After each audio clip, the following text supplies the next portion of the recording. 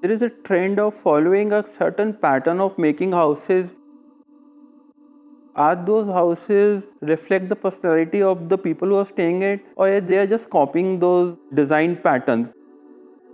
You make a hotel, you make a banquet hall, and then you make houses. All of them are looking similar. We need to break that trend and make more pleasing, peaceful houses.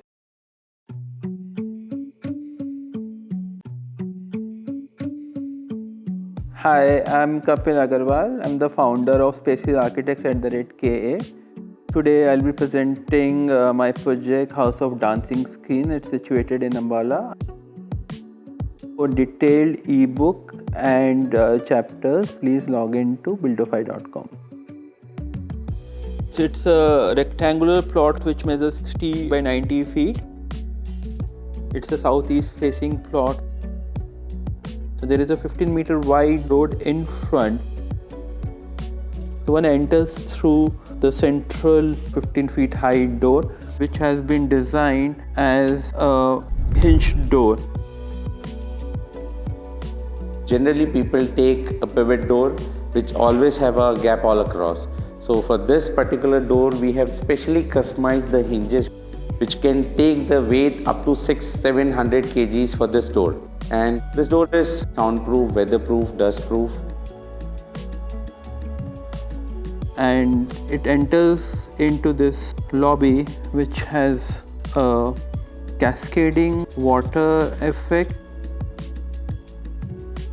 So around the fluidity of the water body, the flooring patterns in a fluidic form moves ahead with a metal plate inserted into the flooring, forms an axis at the center of the puja room.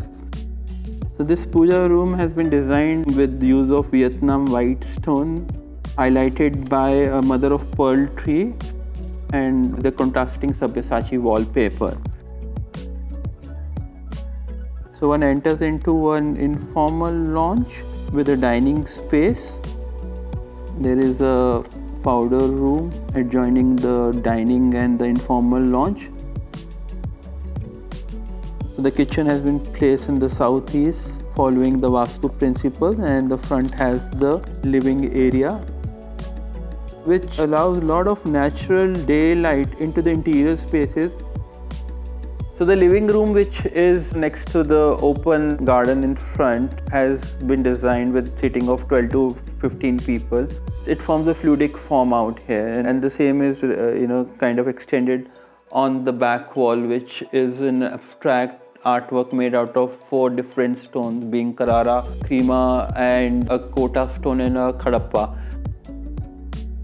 So the master bedroom, the client intention was to use a white stone. So we primarily use a white stone which extends in the back wall, which has a geometrical pattern.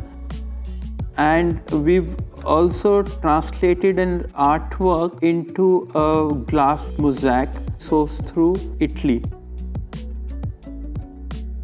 And the most interesting part of the house is the staircase, which is designed as a fluidic. So the staircase becomes the most important part connecting all the floors. It's been kept very minimal. The focus moves on to this triple height chandelier, which has been custom designed, especially which falls onto the dining table on the ground floor. So first floor one leads into an informal lounge space. So the arch in the foyer also corresponds to the entrance foyer and connects in a way the element in the space from the upper floor to the ground floor.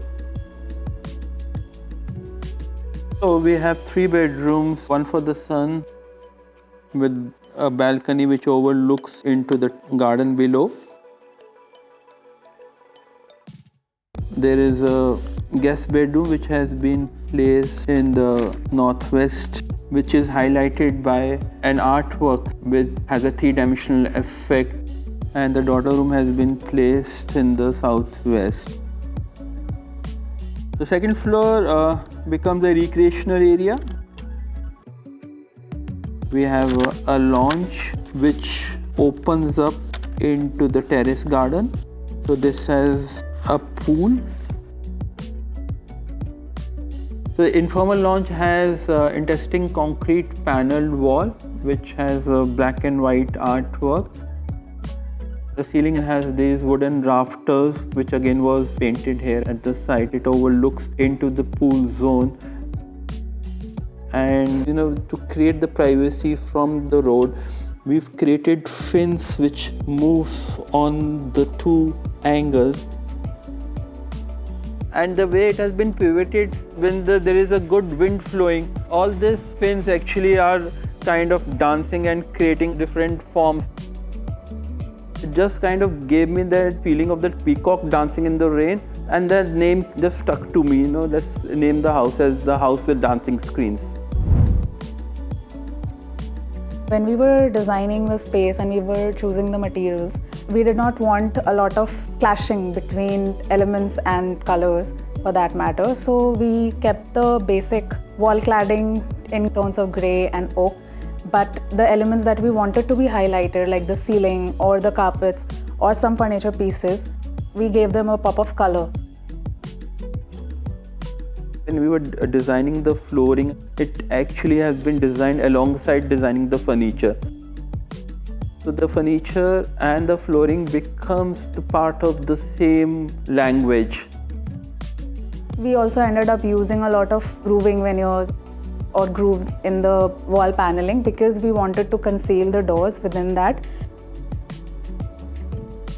So one of the stone which was left, an Italian stone, we created a beautiful artwork which we've used on the first floor lobby. I wanted something very grand, but at the same time I didn't want my whole family to get lost within it. So all the spaces are so well interconnected that the family is not lost in the grandeur behind that.